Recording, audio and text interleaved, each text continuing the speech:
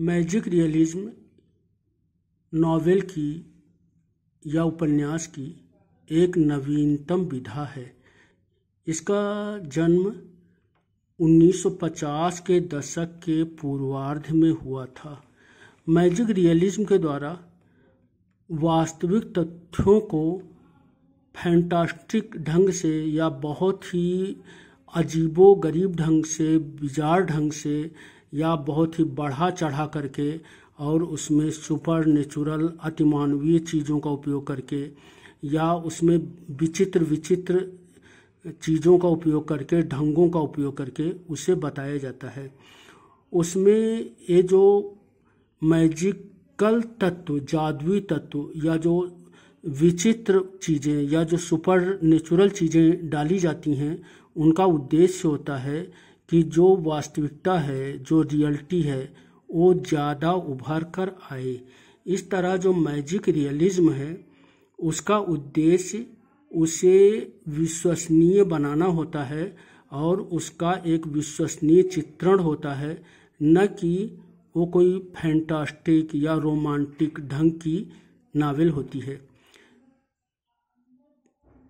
पुराने समय में जातक कथाएं लिखी गई थीं या पंचतंत्र की कहानियाँ थीं या जो फेबल्स होते थे, तो उनमें शिक्षा देने के लिए जो जानवर होते थे या पेड़ होते थे, वे बोलते थे।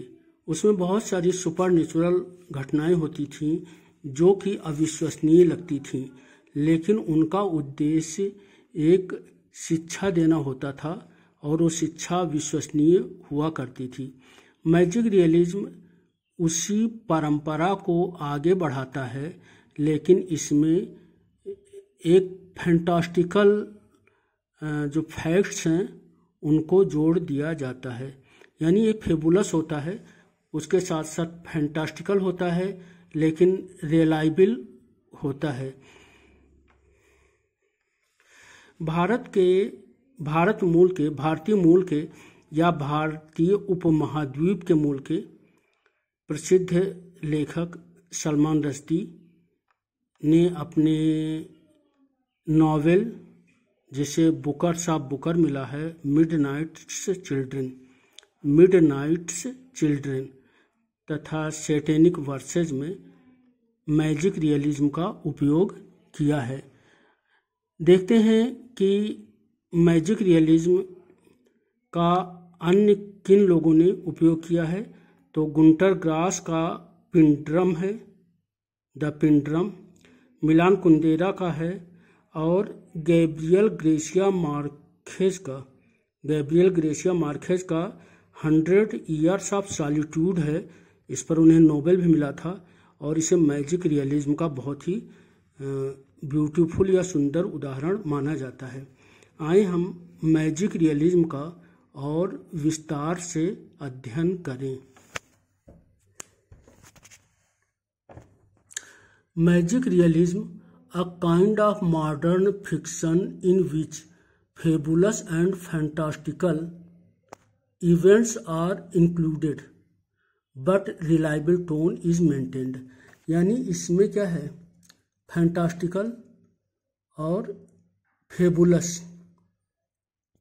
इवेंट्स इंक्लूड की जाती हैं, लेकिन रिलायबल टोन को बनाए रखा जाता है।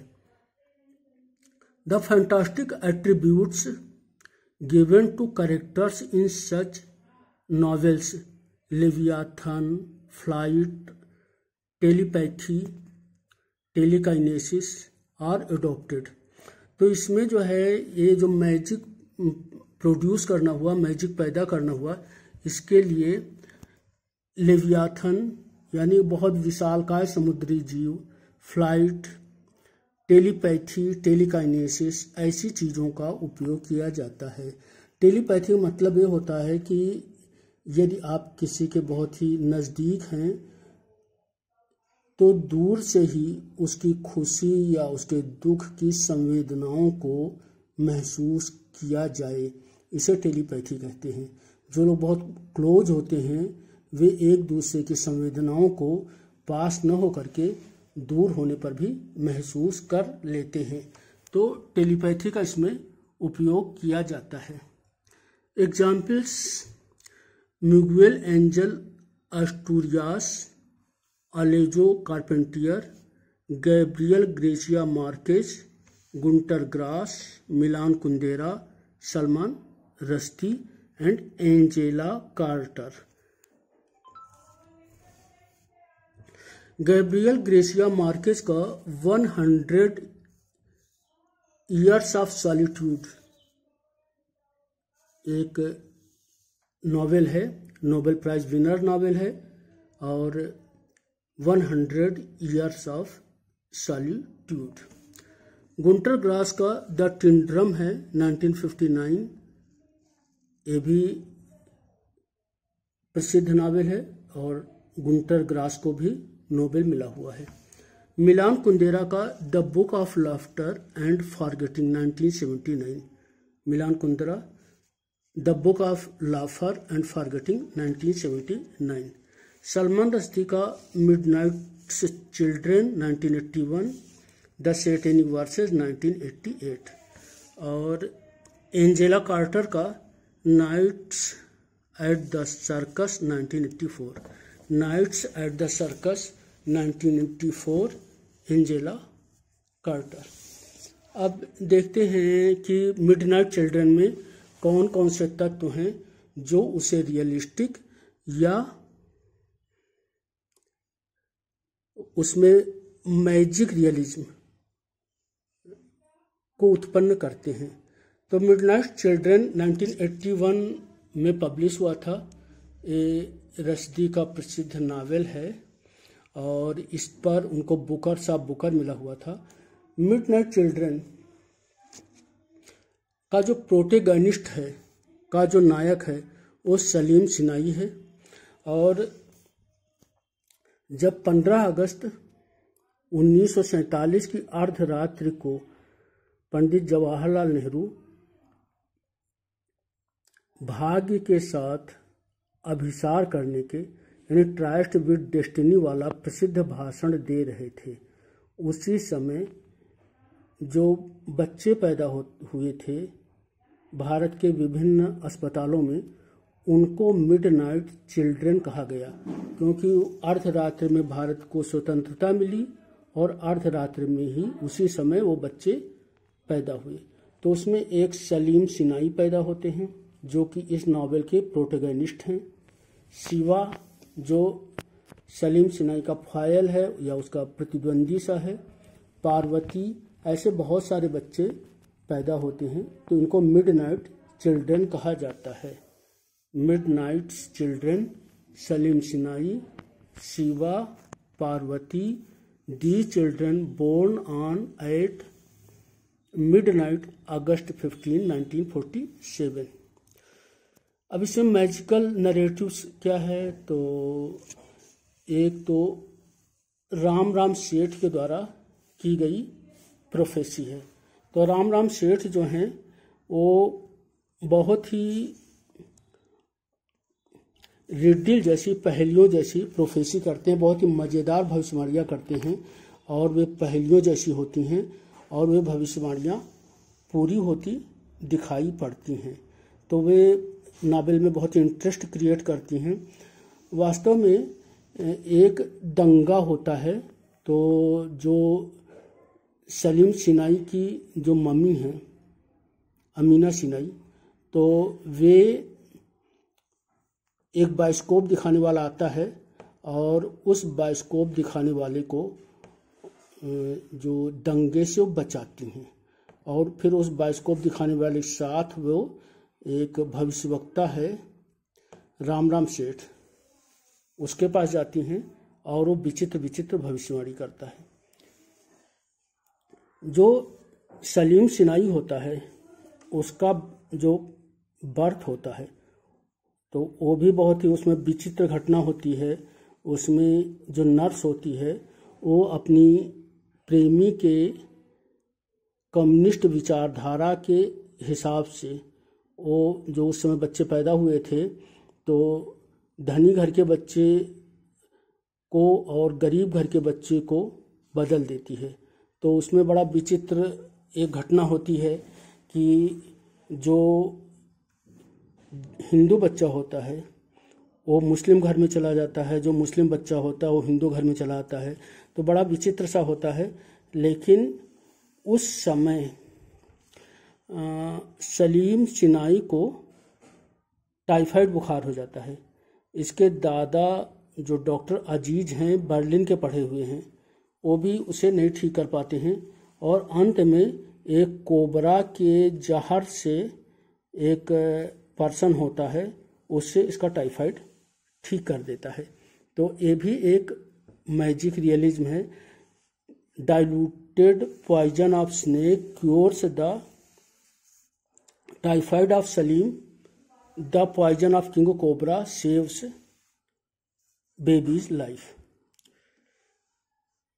फिर सलीम जो है उसके अंदर बहुत सारी सुपर नेचुरल पावर आ जाती हैं। वो एक रेडियो स्टेशन जैसा उसका दिमाग बिहेव करने लगता है, यानी जितने मिडनाइट चिल्ड्रन होते हैं उनकी भावनाओं तक वो कनेक्ट हो जाता है उसका दिमाग, और उनकी बातचीत वो जान लेता है। और वो एक कॉन्फ्रेंस बनाता है, एक सोसाइटी बनाता है, उसका नाम रखता है MCC, मिडनाइट चिल्ड्रंस कॉन्फ्रेंस। तो जो नेक्स्ट पॉइंट है, Saleem's becoming a sort of radio telepathy, formation of midnight children's conference MCC, the ghost of Joseph D'Costa. इसमें the ghost of Joseph D'Costa, Joseph D'Costa का ghost भी आता है।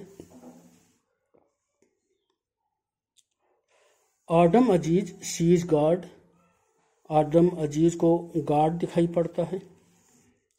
Salim becomes a man dog, कुत्ता।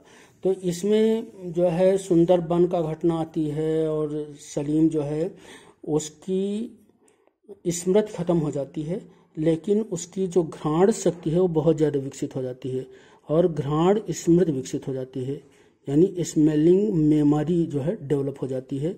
तो वो गंध से सबको बता देता है और गंध की स्मृति भी रखता है।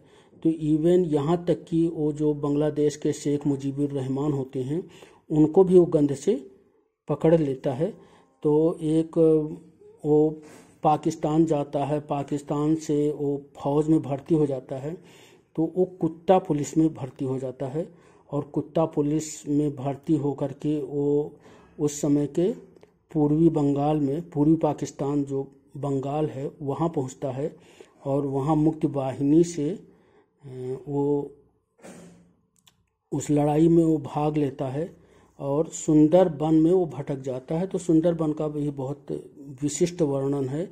यहाँ तक सुंदरबन खुद ही एक कैरेक्टर प्ले करता है, एक चरित्र का जो है निभाता है पूरा सुंदरबन। तो वहाँ पर ये कुत्ता पुलिस हो जाता है। तो नेक्स्ट पॉइंट है,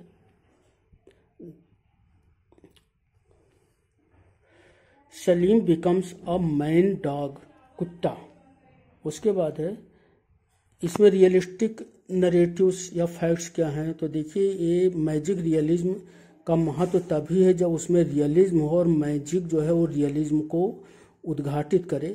तो इसमें क्विट इंडिया मूवमेंट है, जालियांवाला बाग है, जालियांवाला बाग मैसाकर है, क्विट इंडिया मूवमेंट है, फिर पार्टीशन ऑफ इंडिया है, इंडिपेंडेंस ऑफ इंडिया है, मर्डर ऑफ गांधी जी है, कम्युनल जो राइट्स होते हैं उनका जीवंत वर्णन है, और इंडिपेंडेंस ऑफ बांग्लादेश है, मिलिट्री कूप इन पाकिस्तान, पाकिस्तान में जो मिलिट्री कूप होता है, सैनिक शासन लगते हैं, उन सब का वर्णन है। यानी उस परिदृश्य में स्वतंत्रता